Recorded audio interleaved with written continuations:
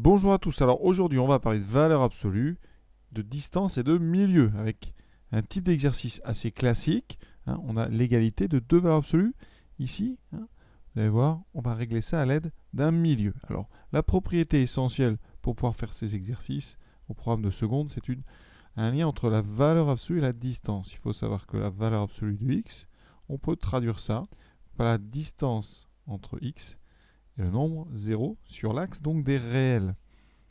Et quand vous avez une soustraction dans votre valeur absolue, si vous avez x moins y, avec x et y deux réels, eh bien ça sera la distance entre x et y. Tout de suite, regardons la première équation que je vous propose. On a valeur absolue de x moins 2 égale valeur absolue de x moins 8. Alors, d'après le cours, valeur absolue de x moins 2, c'est une soustraction, c'est donc la distance entre x et 2.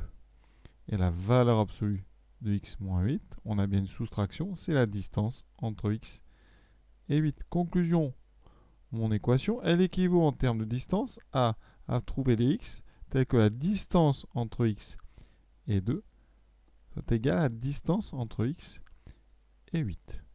D'accord? Donc, ici, si on fait une droite avec tous les réels, donc moins l'infini, plus l'infini pour indiquer le sens, on va voir ici 2, on aura 8.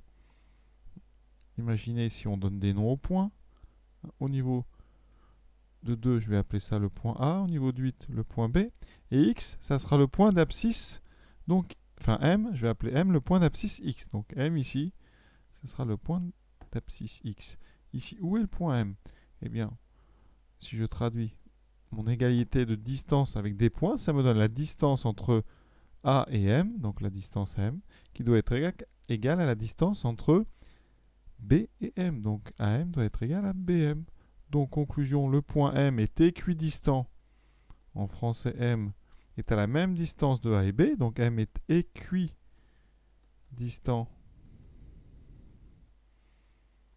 de A et B. Et quel est sur une droite le seul point équidistant de A et B? Eh bien, c'est le point qui est au milieu.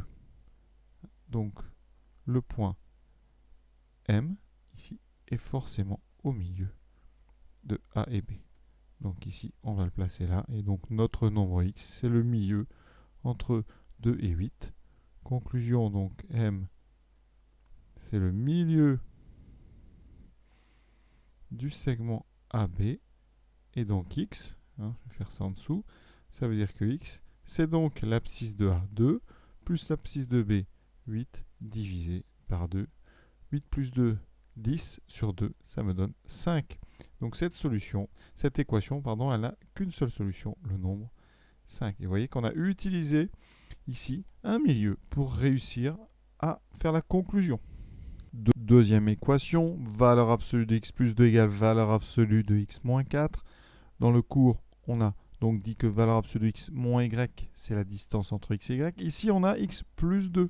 Donc, eh bien, je vais, comme on l'a déjà fait dans plein d'exercices, transformer cette addition, qui est x plus 2, en une soustraction. Et je vais présenter ça sous forme x moins 2. D'accord? Égal à x moins 4. Et vous voyez que des deux côtés, j'ai une soustraction de deux nombres. Je peux donc traduire ça sous forme d'une distance. Donc à gauche, c'est la distance entre x et moins 2. À droite, c'est la distance entre x et 4. D'accord? Et comme tout à l'heure, eh bien, on fait un petit schéma pour bien expliquer la situation. On a moins 2, on a 4.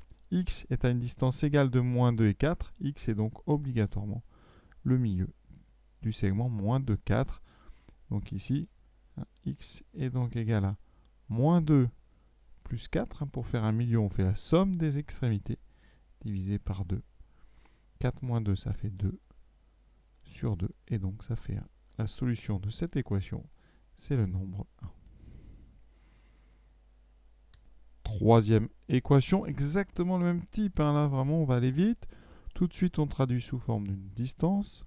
C'est la distance entre x et 1 à gauche, et à droite, c'est la distance entre x et 7.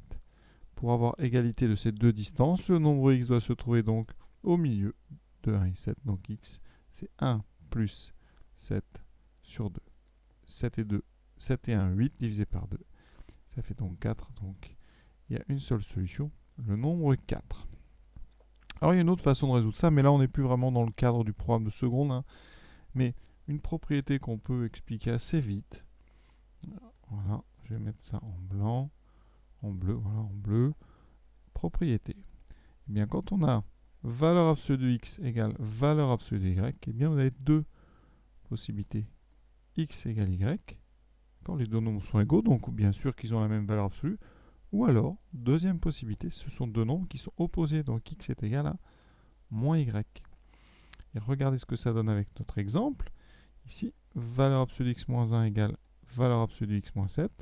Ça veut dire que nos deux nombres, hein, x moins 1 et x moins 7 sont égaux, ou x moins 1, c'est l'opposé, donc moins x moins 7. Et regardez bien, la première équation ici, bien la x s'annule, se compense, donc ça fait moins 1 égale moins 7, ça c'est impossible.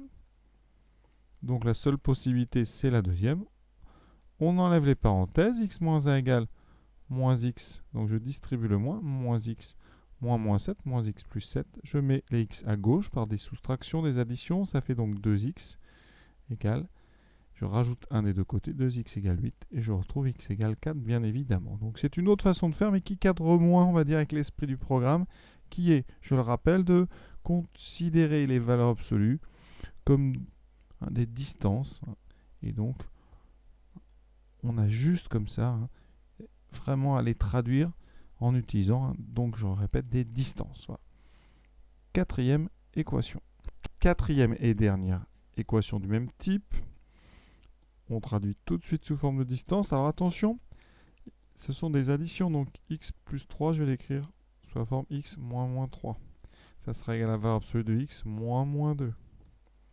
Donc on a distance entre x et moins 3 à gauche, qui va être égale à distance entre x et moins 2.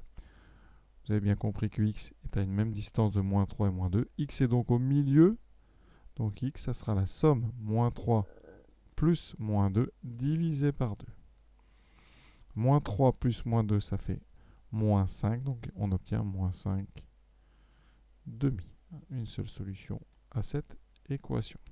Pour ceux qui veulent tester la méthode avec l'égalité donc des deux valeurs absolues, la propriété que je viens de citer, ça donnera donc x plus 3 égale x plus 2, ou x plus 3 égale moins x plus 2. La première équation n'a pas de solution, parce que ça donne 3 égale 2. La deuxième, on enlève les parenthèses, moins x moins 2, on met tout x à gauche, 2x, le plus 3 à droite par une soustraction, moins 2 moins 3, moins 5, et vous voyez bien que on obtient la même chose. Voilà. Donc cet exercice sur l'égalité de deux valeurs absolues est terminé. Et pour continuer dans cette série, sur l'exercice un petit peu plus approfondi que la normale, eh bien on va ici faire des inégalités avec deux valeurs absolues. D'accord? Et on va utiliser pareil, hein, la notion de distance, parce que c'est vraiment elle qui est au cœur du programme, quand on veut parler de valeurs absolues. Voilà. À très bientôt. Comme d'habitude, ici, je mets le livret PDF pour ceux qui veulent avoir les textes, hein, d'accord? Et pour ceux qui veulent avoir les liens vers les autres exercices. À très bientôt.